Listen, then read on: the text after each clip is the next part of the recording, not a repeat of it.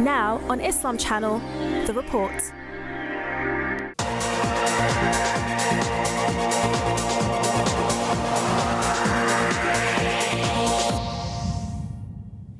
Good evening and welcome to The Report with me, John Rees. Over the last 24 hours, the French government has launched airstrikes on the Syrian city of Raqqa, the claimed capital of the Islamic State group, which killed 129 people in bars, restaurants, a concert hall and a stadium in Paris last Friday.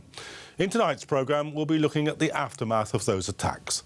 With some of the gunmen thought to be from the North African Muslim community, we examine the historical and social tensions between the French state and its subjects from the former colonies.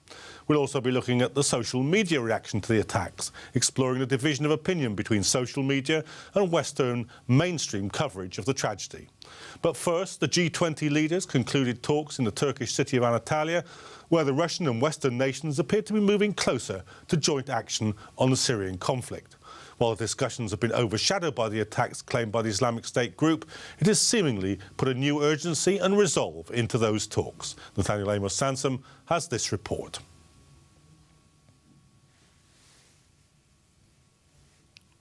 There was one notable absentee from the group photo. President Hollande of France had elected to remain in the country to oversee the situation following Friday's numerous deadly attacks. He was represented at the summit by his foreign minister, Laurent Fabius. Elsewhere at the summit, US President Barack Obama and Russian President Vladimir Putin held face-to-face talks on the situation in Syria. Russia and Western nations have clashed publicly over the last few months, over Russia's entry into the Syrian conflict with airstrikes. Progress in bridging the divides between Russia and the West has been slow, but events in Paris have added a new incentive to find an agreement on the crisis. While most Western leaders still hold strong reservations about the Russian bombing campaign, many now seem resigned to the fact that any viable deal to stop the IS group may require Russian involvement. I think there are some signs that they are focusing more on ISIL, but we need to see that continued. Look, the issue of the gap, the gap has been enormous between those of us who believe Assad should go immediately and those like President Putin who have been supporting him, who continue to support him. I think everyone recognizes the need for compromise. The talk of compromise comes as French fighter jets launched their biggest raids in Syria to date, targeting the Islamic State group's stronghold in Raqqa. The French military said in a statement that the operation was carried out in coordination with the United States and the United Arab Emirates, and said it had targeted a recruitment center for the group, as well as a munitions depot and a training camp for fighters. There remains, however, many obstacles to an agreement between both sides. Saudi Arabia and other Gulf states in the region have been staunch opponents of the government of President Bashir al-Assad, whilst Russia and Iran have been supporters of that government throughout the conflict. While the gap between both sides may have narrowed, coming to an agreement on Assad's future may take many more months. But as the summit held a minute's silence yesterday for those killed in the Paris attacks, and following further attacks by the IS group in the Lebanese capital, Beirut, the pressure on all world leaders to come to a workable solution has never been greater. Nathaniel Amos Sansom, The Report. Now joining me to discuss the G20 summit is Middle East political commentator Sabah Al-Mukhtar and Bill Bowring, Professor of Law at Birkbeck University of London. Welcome to the programme, both of you. Bill, if we just sort of step back a minute from the horror of the attacks on Friday night, we're only 10 months away from the Charlie Hebdo attacks. Then the French join with the United States in bombing Syria in mid-year. Now we have these attacks, and again another round of bombing by the French on Raqqa. Do you think there's any end to this cycle in sight? Well, I think it depends very much what the discussions lead to, what is the prospect for any kind of resolution in Syria.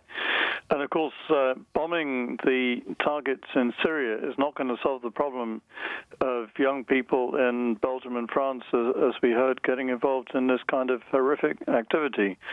And I think some of the more intelligent commentators are saying precisely that France has to look very closely at how it works with the young people in its own country. Sabah, let me bring you into the discussion. another round of bombing by the French. That's exactly what the Islamic State want, isn't it? Yes, this is the anticipated reaction. We've seen this at 11 September. We've seen it now. The idea is that once you get angry because of horrendous activities like what happened in Paris the other day, then you begin to send your airplanes. And quite honestly, we don't really know what effect these bombings have been. First of all, everybody talks about they are bombing ISIS, and I don't know if they knew ISIS. Why didn't they bomb them last week? So probably they're just bombing, and it depends on who are the casualties going to be. So that would heighten the anger against the West, especially when they see that the world comes together when there are 128 people killed in Paris. They are all innocent and they shouldn't be killed, but there are thousands of innocent Syrians and Iraqis being killed by the bombings, whether it's from the UAE or the Americans or the French. Nobody seems to care about that one. So there is this idea that somehow everybody is fighting ISIS. I think this is the fig leaf which everybody is hiding behind. But in fact, the Russians are bombing everybody who's against Assad, while the West is selective. They bomb some people, but they don't bomb the others because the others are causing. The Beirut explosion, which took place only a day before, nobody has even mentioned it. Even in the summit which they had recently, it's only Turkey and Paris because they were meeting there. So I don't think this is resolving the problem. The idea is back again.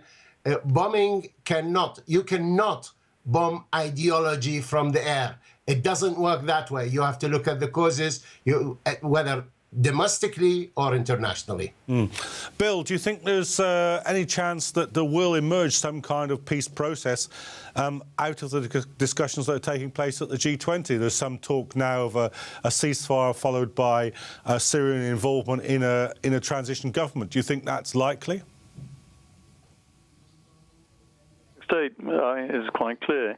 On the other hand, I would be extremely surprised if there are not serious discussions by the Americans and British for coming in behind the Russians. That is a transition which includes the regime and even Assad for a period in Syria. But that doesn't at all resolve the issues in Iraq or in Syria.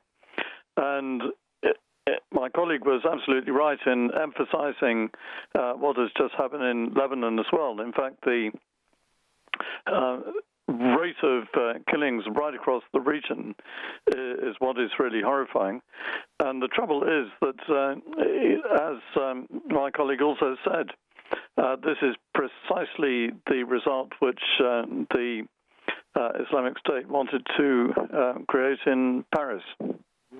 Sabah, the actual people doing the bombing now in Syria, I mean, we were told it was this sort of huge coalition of 16 or 17 nations, but I mean, all the Arab states have dropped out of any active participation in the bombing. The Canadians have now withdrawn. The Australians have put their involvement on pause. So really, it's only now the United States and France that's actually actively involved in the bombing, isn't it? Well, in recent years, it's been this fashion that you have a coalition of the willing 32 countries to go and fight Iraq. When you had the South Pole and the North Pole, Iceland and New Zealand, and you had a contingent from Senegal, they were all coming together so that we can show that this is the world against Iraq. Now we have 60 countries, not 32, 60 countries all bombing, and you don't know who is bombing what for whom. And they don't even, I'm not so sure that even the Americans or the French really know what they are bombing. Ideology is different from an army. When you had an army, you had bases, airports, and the like, and congregation of soldiers, you can bomb them from the air. But 5 individuals on a car with a black flag, and you send, what, a tornado to shoot them with a rocket of $250,000 or $150,000. This is the game that is being played. The politicians continue to give the people in their countries and everywhere all this misleading talk about what they are doing and about all these great big things. At the end of the day, Mariam al-Mansouri, Captain Mariam al-Mansouri of the UAE, a pilot there who flew over Syria to bomb ISIS. ISIS is still there because ISIS is an ideology. It's not an army. But unless the issues are addressed domestically, and it's very important to address the domestic. If we look at what Britain is now doing in terms of the various legislation which is going through Parliament by Cameron and Theresa May, it's causing even more anger among the community because it is now using the white brush. It's trying to now get everybody to become a suspect. This is what you find in France now. Of course, it is important to stop terrorism, but that is not how you stop terrorism. This is how you increase it. You make the people who are not involved in that one, who disagree with it, become feeling aggrieved that they are being treated or their neighbors are being treated in such an ill way. Sabah, do you think that the only coalition which might make some difference, which isn't to say it would be successful, the one between the Americans and the Russians, do you think that is going to emerge out of these discussions now? Yes, I think most certainly. First of all, this is the only option they have. Secondly, I think now they are coming together, but they have to resolve the difference and they find some sort of a scenario, an exit policy that we keep Assad, but we don't keep Assad. But in reality, the problem is not Assad. Everybody talks about Assad. It is him. It is not Mr. Assad himself. You have a system, you have a state, you have a country. Just like Iraq was reduced to a one man, and we get rid of the man, but in fact, we get rid of the country, and we think that it solved the problem. Now we are trying to do the same thing. Assad is a problem, but he is not the problem. The problem is the regime in Syria, the dictatorship which exists there, the Ba'ath Party, which is now being supported by the Russians. The Americans don't want them, but instead of addressing the issue properly, you get the Americans and the Russians, both of them are talking about Assad. So the Americans and David Cameron says, oh, we can't have Assad part of the game. The Russians said, well, we don't mind. He doesn't have to be there, but we are going to keep the state. So that's the game which is being played. Okay. Bill, what do you think the chances are of the British Parliament now having a vote on Syrian bombing? David Cameron raised it again this morning, but to be honest, he seemed to be pretty half-hearted about the chances of actually going to a vote in the Commons. I would say Britain is more and more irrelevant in this whole picture. I mean, the real talks are the ones going on between the Americans and Russians, and as we know, they were recently holding joint exercises in Syria. And there's a couple of other factors that one shouldn't forget. One is that the victory of the Kurds in Sinjar extremely recently in Iraq, and the fact that the Kurds are holding Rojava in the northern part of Syria. And another factor which I think is extremely important is the fact that the Israelis have been bombing Hezbollah and supporters of Assad. So the whole situation is incredibly complex and dangerous, and it's not simply a question of going in against Raqqa. And of course, one absolutely must not lose sight of the fact that what's happening in Iraq is also extremely important. I mean, the fear is that there is a kind of a knee-jerk reaction, that is to immediately retaliate for the dreadful things that happen in Paris, but in a way which will simply stoke up, not just a repetition, but stoke up a much worse situation altogether. Sabah, there's been some talk by some commentators, and David Cameron kind of picked up on this morning in his statement on Radio 4, saying that the attacks in Paris, the attack on on Sharm el-Sheikh, are because the Islamic State are losing ground in Syria itself, and this is a kind of response to that loss of territory. Do you buy that argument? Honestly, it is this kind of talk which is really just misleading public. We are back again to Tony Blair. Why does Cameron need to tell people something which is simply physically not true? How can he talk this way? They are losing what? Because the Russians are killing everybody. The Russians are saying we're killing ISIS, but in fact they are killing ISIS and Nusra and the Free Army and everybody in their way. The Americans are bombing as well. The French now are bombing. And we don't know whether they're killing civilians or the Nusra or the Free Army or ISIS. But Bill raised an important point about the Kurdish involvement. This is how you get rid of ISIS. ISIS can only be rid of by the people there if they see a light at the end of the tunnel, not that they can have another militia. Look at the situation. We try and have a conference for the Syrians between the regime and the militias. But we don't want to do the same thing in Iraq because the regime in Iraq is the one we installed there.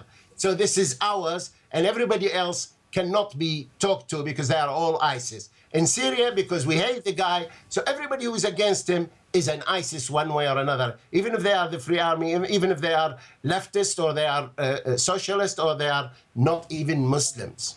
But this is how the disinformation continues to play the bigger role in looking at the issues in that region. Bill, I mean, you mentioned, Sabah's just also mentioned the involvement of the Kurds, and it looks as if they have indeed retaken Sinjar in the same time frame that we're talking about the attacks taking place, actually.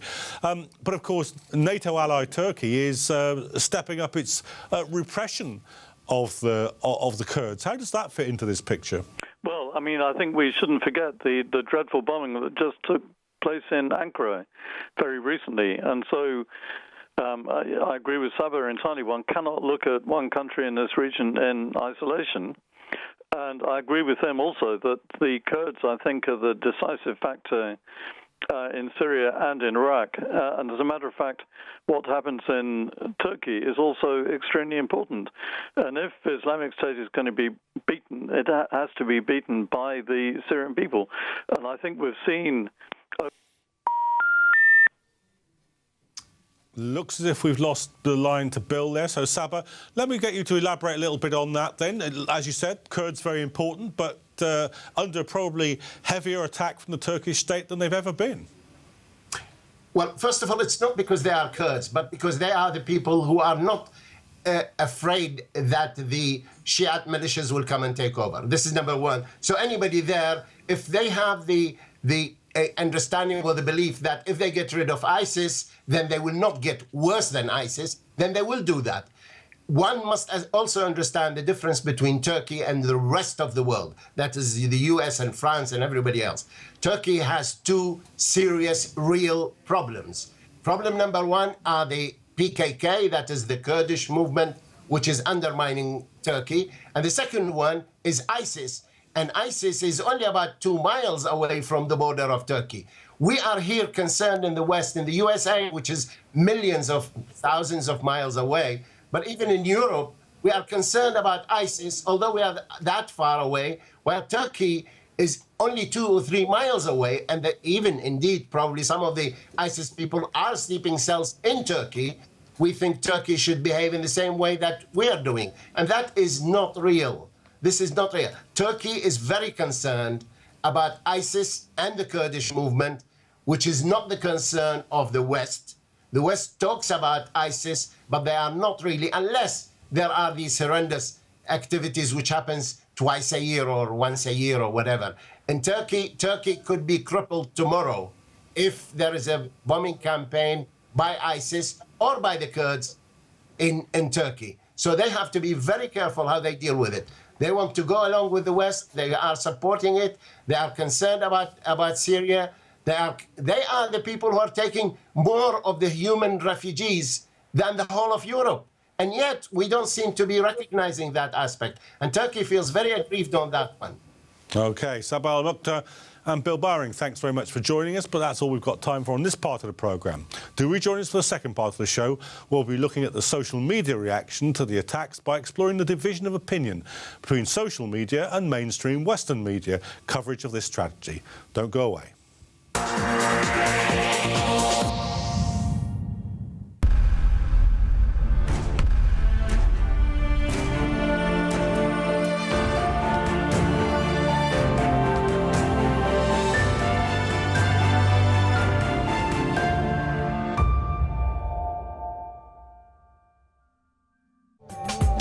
Watch Islam Channel Urdu, Sky 851.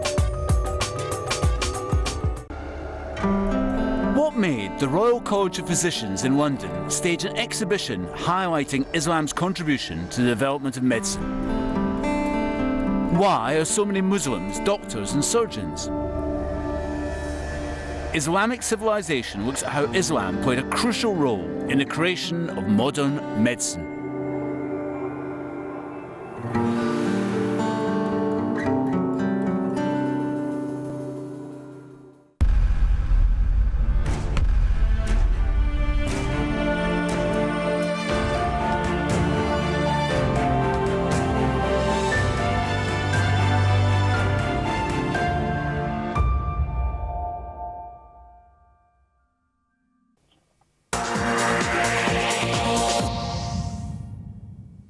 Welcome back to the report. Now, in the wake of the Paris attacks, social media users have been on fire with posts, comments and images showing support for the Parisian people. However, Facebook's creation of a France flag filter has sparked a debate on the differences in coverage by Western media of other world tragedies. Anissa Omar has more. In response to Friday's Paris attacks, there were waves of social media comments and Facebook posts, tweets, hashtags and images mourning the killing of at least 129 young concert-goers, football fans, cafe diners enjoying a night out in Paris. Quickly, young UK social media users' voices appeared to move into two camps online.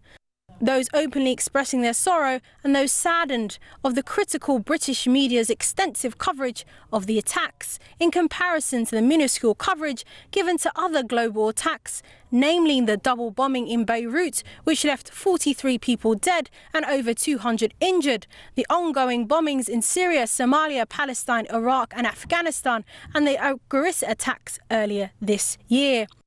Most notably, those from the first camp widely adopted and shared Facebook's tricolour France flag filter to show solidarity with the Parisians.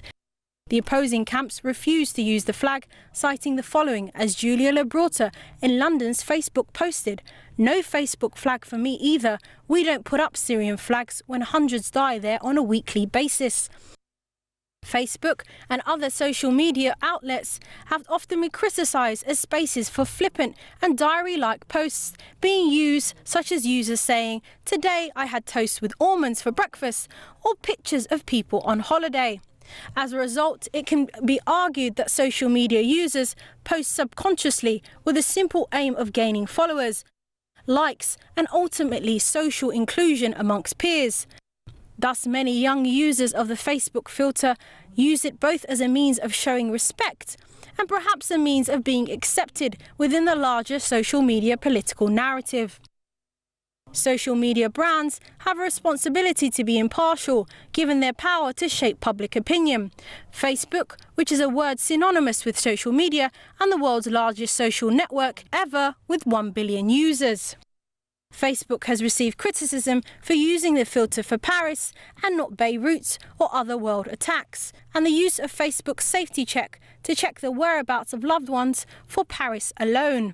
However, brands react to consumer needs, and there was a clear reaction of shock and horror for the Paris attacks among young UK social media users and the wider global users of Facebook. Twitter and Instagram followed suit with wealth of opinions and images, including celebrities.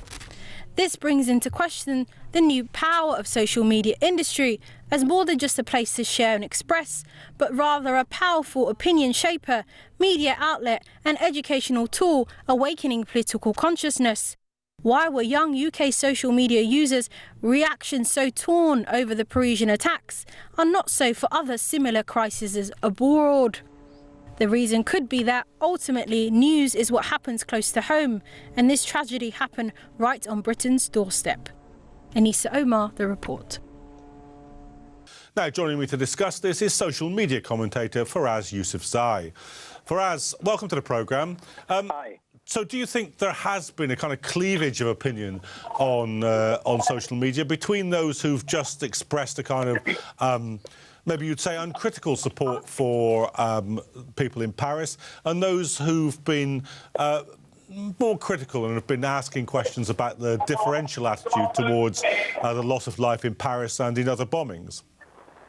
Yes, I think it's quite clear to see that, and we see this time and time again across all forms of media. That there are segments of our society that just want to focus on the pain and the loss, and rightly so, in my opinion, of what people have suffered and are having to endure now. And there are others all across the world, but particularly here in the British Muslim community, who are a highly politicized community and are highly their senses are very finely tuned to the suffering of human beings all across the world. And so to some sections of the community, it makes sense to say, well, why is it the day before this took place in Beirut or this took place in Lebanon, and there was no outcry, there was no Facebook, check-in to say that you're safe. There was no media coverage. There was no changing of people's profile pictures into the flags of other countries that are suffering from this. And I think we can all understand that feeling, that kind of disparity. That it only seems to be that white lives matter. And so when something happens in Europe, then we are aflame. But when things happen in other parts of the world where people's skin color is different, people feel like they are ignored. So I can understand why there are sections of the community, and it bursts forth upon social media because it's so easy, of course, who are very quick to say, yes, of course, we stand. And I read an interesting status by a chap in Birmingham by the name of Azhar, and he said there's a big difference between solidarity and apology, and also between solidarity with victims of a terrorist atrocity and support for the French state's racist and xenophobic and Islamophobic actions. Let's stand in solidarity with the innocent people of Paris today, as many, many Parisians did with Gaza, the West Bank, Iraq, and beyond before today. Until we feel the pain of the other, as we feel our own, the killing will continue unabated. And I think that's from an individual who's an activist in Birmingham for a whole range of causes. And then I remember looking at a status by a chap called Amr Suleiman from the States. Faraz, so before you go on, just let me just ask you this question, because we could discuss the sort of rights and wrongs of the debate more fully in a moment. But I'd just like to get your opinion on whether or not you think that Facebook was right to intervene in this debate, because you can have, legitimately one or other or both of these opinions, but in providing that tricolor filter, Facebook seemed to be sort of facilitating one part of that debate, and only one part of that debate. In terms of? Well, providing a tool which people could alter their pictures from, whereas it didn't provide tools in other cases, or it didn't leave it as simply a kind of something that you could invent yourself, or not, as most of the time it does. Yeah, of course. Well, so look, there are two ways of looking at this. There's the cynical way, and there's an optimistic way of looking at it, as there always is in life. So the cynical way would say was that Facebook and Mark Zuckerberg and his business don't see and don't recognise the faces of people in Beirut and in Lebanon and all these other places across the world where these things are happening, but they recognise the pain and loss and suffering of people who share the same colour skin and the same background and the same religion, whatever it might be, right? So that's a very cynical way of looking at it, and saying that an optimistic way would be, OK, fine, you have to start somewhere. They've started here. Perhaps this is an opening now for all of these types of things to be recognised. And so when there is a bomb that goes off in Gaza, when there is a bomb that goes off in Beirut, that Facebook will offer that such and such is safe. Because, of course, social media busts across these cities, all across the Arab world, are very active. And sometimes it's the only way that they can communicate. So let's see it as a start. For me, it's kind of summarised in a tweet by Amr Suleiman. He said, look, man, listen, get past it. They just don't value your life like they do other lives. You don't have to prove it or explain it or argue it. You don't need to write another article about it. Just get past it, right? So even if you want to take that view, fine. Just get past it. Let's use this. Let's encourage Facebook to create that opportunity for people in other countries that are suffering from this 24/7. Paris's events are 24/7 in many other parts of the world. And hopefully this is an opportunity to recognise that and bring people's awareness up to speed, really. Do you think, I mean, it's often said that social media polarises debates in a kind of unhelpful manner. Do you think that's true in this case? I mean, many of the people who will have changed their profile pictures to the filter with the tricolour on it would automatically agree about the need for solidarity with people who are killed in Palestine or Beirut, but simply say, well, I reacted this way because France was the news today. And do you think that perhaps those people are being kind of pushed into a corner that they wouldn't naturally be in by the reaction to it? So the intriguing thing about social media is that you put out a reaction, and an hour later or 2 hours later or a day later, you can put out another side, another reaction that you're feeling. But in any one tweet, in any one status update, you only tend to talk about one thing. So the vast majority of people that I've been speaking to on and off social media who have put up various statuses around this idea of either, we need to remember others and how come we don't remember others, and then others who are just saying that, we need to stand in solidarity with the people who are suffering. Both of them actually, they're not mutually exclusive opinions at all. But it's very easy to pull off these tweets, pull off these status updates and say, this is one camp and this is another. It's not so clear as that.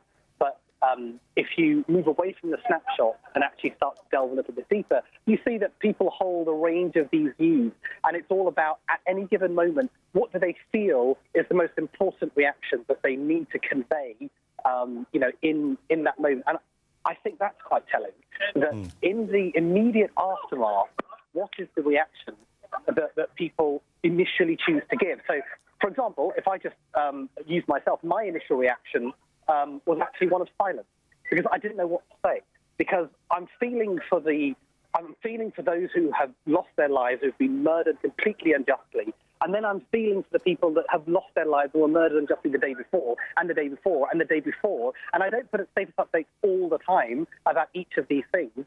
So I was kind of left in this kind of middle wasteland and not sure how to react. Other people are a bit more decisive than I am and choose, you know what, I'm going to say this, I'm going to say that. But I think, like you rightly said, it's not one camp or the other. I think people move between these feelings, and it's just about what they feel in that moment is the most pressing reaction that they need to give. And people, of course, when they put these updates up, they're thinking about their audiences. Often they're not just thinking about what they feel and what they think. And they're thinking about, okay, you know what, I've got a range of friends here, I've got an audience here who need to hear this. And so we often make judgments about what we think people need to hear about a particular subject. So, yes, I think you're right to say that they're not mutually exclusive. People move between these two things and can hold both of these views simultaneously, of course. OK. Faraz Yousafzai, thank you very much for joining us, but that's the end of this part of the programme. Do join us for the final part of the show, where we'll be looking at the historical and social tensions between French society and its subject from former colonies. Do stay with us.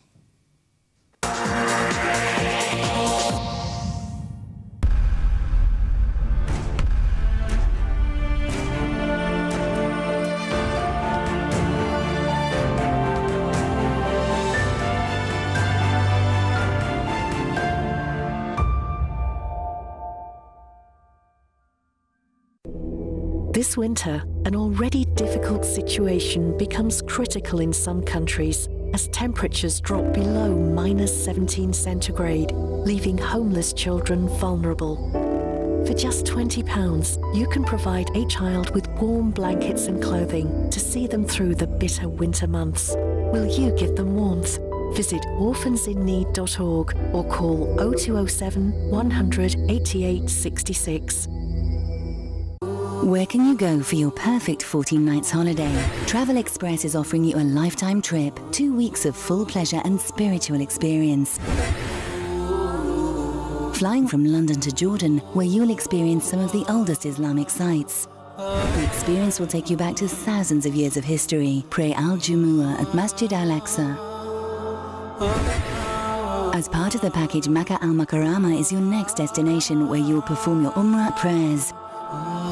Medina al-Munawwara is the land where Islam was introduced. Welcome to the City of the Prophet. This fantastic offer includes accommodation, all local transportation, tours and flights. For more details, please contact us on 08000 14 14 19 or website www.hajjandumrahexpress.com. This could be the most fulfilling trip you ever dreamed of.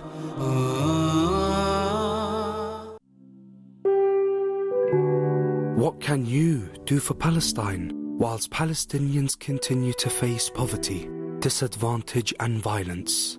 You can make a difference. Act now, and together we can continue our work and ease the burdens of those most in need. Stand with Palestine.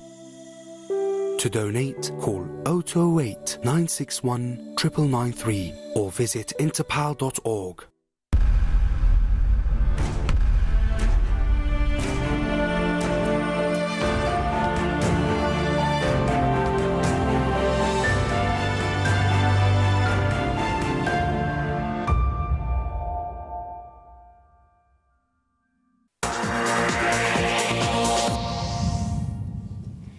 Now, in the wake of last Friday's tragedy, questions have been asked about the background of the gunmen who are suspected to have carried out these attacks. Like the Charlie Hebdo attack earlier this year, it's believed that some of the men originate from the migrant communities from North Africa. Davide Salve has been looking at the relationship between France and the people of its former colonies. A huge manhunt is underway for surviving members of the group that carried out Friday night's attacks in Paris. Police has named Brussels-born Salah Abdeslam as a key suspect. He was reportedly stopped in the wake of the attacks, but then let go. What we know so far is that at least 3 of the 7 dead attackers were French citizens. In January, 2 other French citizens, Sharif and Saïd Kouachi, attacked the Charlie Hebdo magazine, killing 11 people. This year's attacks marks a turning point to social tensions that France is living since the end of its colonial history. Across France, the banlieues largely represent the social distinction between those who can succeed and those who face greater challenges in life. These are estates on the outskirts of the country's big cities, largely populated by second and third generation immigrants from former French colonies. Le banlieue have long been considered a mass of marginalization, poverty and resentment, especially among young men of North African origin. The social tension between these communities and the host French nation dates back to almost 60 years. In 1954, the Algerian Civil War began, causing an unprecedented wave of mass migration from Algeria to France. The war was effectively an uprising by members of the Algerian National Liberation Front, and it led to dozens of arrests and attacks. With most of prominent FLN leaders killed or arrested, the brutal methods employed by the French military failed to win hearts in Algeria and discredited French prestige abroad. After major demonstrations in favor of independence, former French President Charles de Gaulle decided to call an independence referendum. The result, both in France and in Algeria, was an overwhelming victory for independence. But 9,000 European Algerians fled to France, fearing repercussions from the FLN.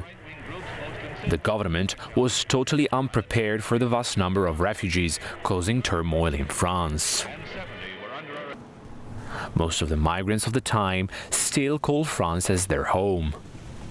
That's why the banlieues were formed, a place to accommodate the people from Algeria and the rest of the colonies. The sense of marginalization of those who lived in the French suburbs culminated in 2005. 2 youngsters died for electrocution while hiding in a power substation. They had fled there after being chased by police in what turned out to be a case of mistaken identity. The deaths triggered a series of riots which involved the burning of cars and public buildings at night. Street battles occurred all over France. The 2005 riots were the worst in modern French history, resulting in 3,000 arrests, the burning of 10,000 vehicles, and serious damage to hundreds of public buildings. Former President Chirac called a state of emergency which lasted 3 months. Public opinion called his act a French intifada. Since then, the French government has spent millions of euros trying to raise the living standard in the city's outskirts. But poverty, isolation and a growing resentment still exist in the outskirts of the French cities. Davide Salvi, The Report. Well, now joining me to discuss all this is journalist and author Victoria Britton, who's written widely on the subject, and Badr Lejmi, who's an activist and campaigner from Paris. Victoria, we tried to give viewers there some sense of the kind of history of France's relations with Algeria, 2005 riots. But still, it's quite a long stretch to connect up the conditions under which the immigrants live in and the kind of event that happened on Friday night. How do you see that connection? Well, I mean, first of all, I think that you have to go back much further. You have to remember the incredible brutality of the French in Algeria.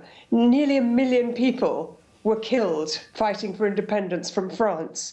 And the Minister of the Interior at the time, who later became the president, François Mitterrand, he said just immediately after the uprising had started, he said, the only thing is, Algeria, it's France. Negotiations, it's war. And I think that attitude to Algerians then is so frighteningly similar to what François Hollande, the president, said after the terrible events of Friday night. The only solution that they ever come up with, which is the same as in America, is we must bomb. And that, as we know, 14 years after the war on terror, bombing and bombing creates more and more terrorism. So I have many, many criticisms of the French for their attitudes towards the banlieue and the less well-off and frankly discriminated against sections of French society. But I think this fundamental thing about it being so much about foreign policy is something that it's very hard to get Western governments to understand, although Western ordinary people pour out onto the streets asking for peace all the time. Badr Lejmi, let me bring you into discussion now. Do you think that's right, that there's a kind of, it's almost as if the more recent war on terror has added another register to feelings and sensations and attitudes that were already there because of the Algerian war?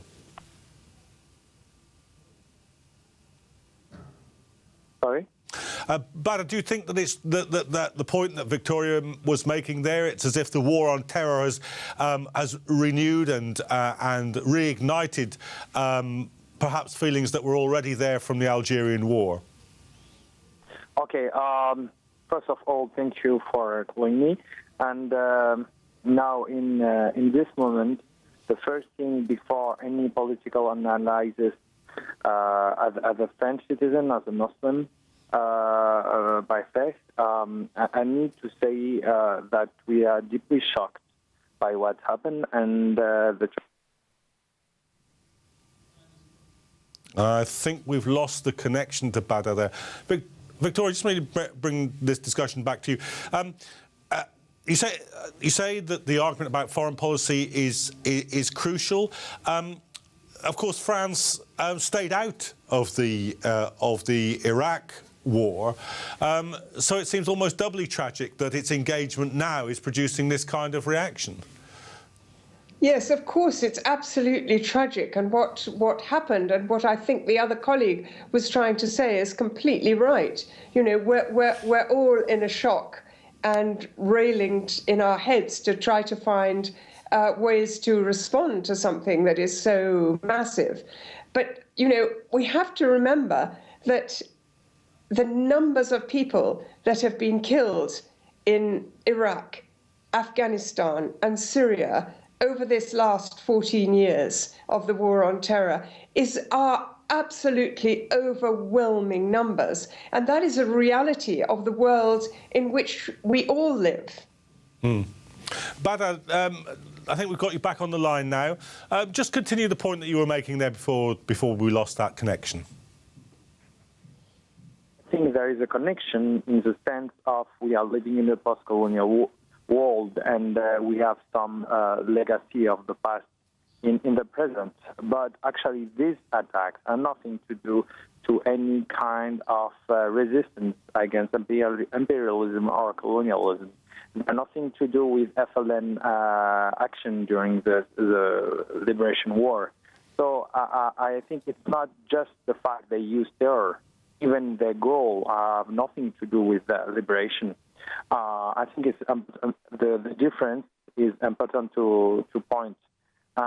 Secondly, I think the war on terror has shown his failure, but in the meantime, it doesn't explain the attack. The people who did them, they weren't from a country where bombed. They were from France. They were from Belgium. And actually, I think it is more about, if you want to look after social meaning or explanation of what happened, I think it's more about the internal policies of the state, the education, the relationship with the religion, the Muslim faith, and I think modernity and violence in the society that explain much more than any kind of imperialism toward any country in the world, even if it has been, in the 20 last years, have been very violent against countries like Iraq, like Mali, like Centrafrique, where France was deeply involved. I think in this specific attacks, it has most to do with the fact that France is the weakest country in the Western world because it has the biggest Muslim community, but in the same time, the politically weakest one, and one of the strongest Islamophobic trends. So the terrorists, I think, Daesh, they think that they could provoke France into going into a civilization war against Islam, actually. And I think they wanted to, like we say in France, an auto-prophecy, or something, a prophecy that will realize itself just by saying it will happen.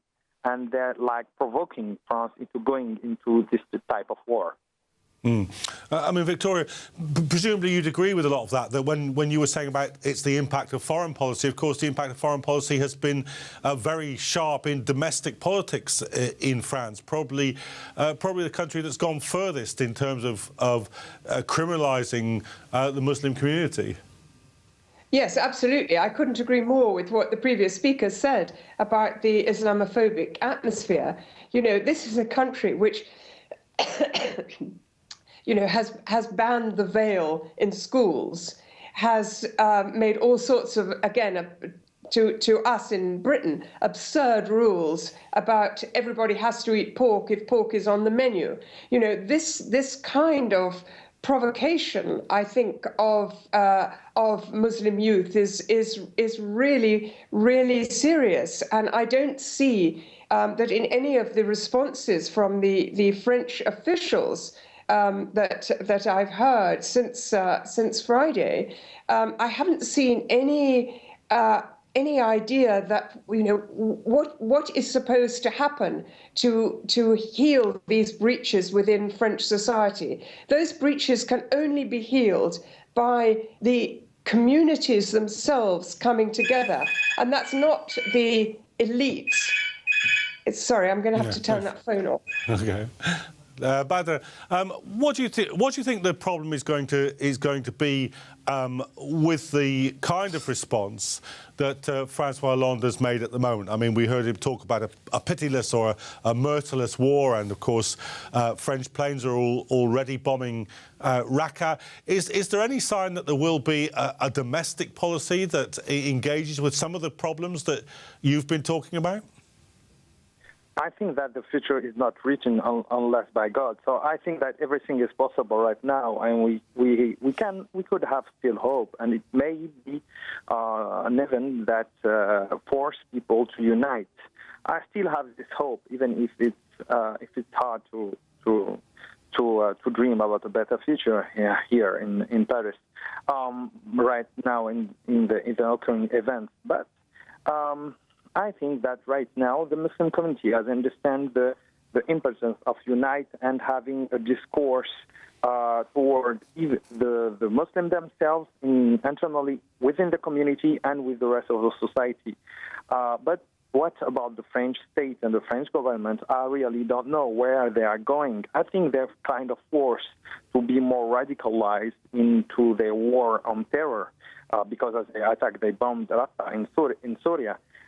Even if this bombing, actually, there are reports they didn't target civilians. So for the moment, it's not that bad, but maybe it could be harder. And I think it will be more tough in the domestic policies than in international policies. And this is, I think, the risk. And we are beginning to hear discourses to ban Salafi predication or Muslim Brotherhood and so on from major political figure. I think that National Front could arrive to power in some region, or even they could enter into the government in the next election. That's an option. There is this risk, but in the meantime, it's not the only attack. The second this year, I think there will be other attacks that will come. So the point now is how we'll deal with the fact that we are in a terrorist era. So it's not like it's been an event that will provoke a backlash only once. It will happen, and not once, but it will happen many times. Even if it's not Daesh, it will be another group. Now it's like the war in the world is no more in some specific countries. It's like it's in the whole world, and violence have been widespread. And actually, more than Islamophobia, the common thing that unites the people who desire violence is the violence they have in themselves.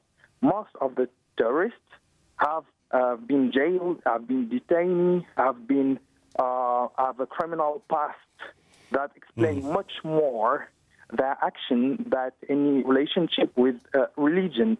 And the fact is, imprisonment rate is increasing, and violence in the society is increasing, even if it's not terrorist.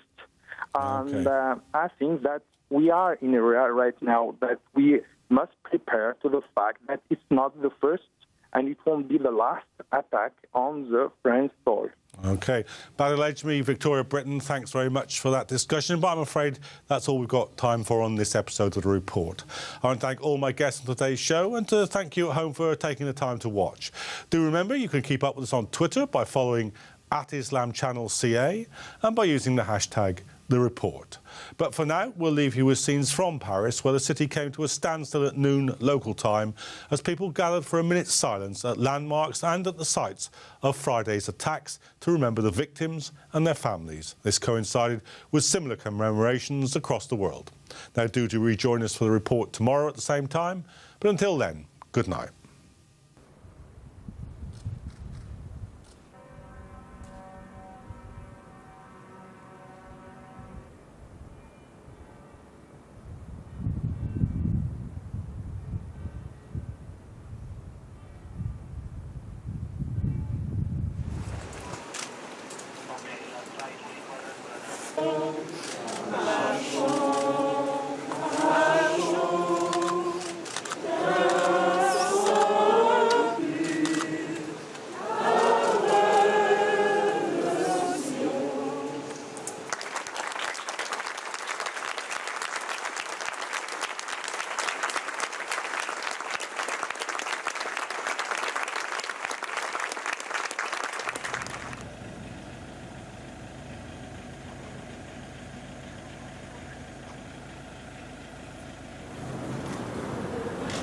صراط الذين أنعمت عليهم غير المغضوب عليهم ولا الضالين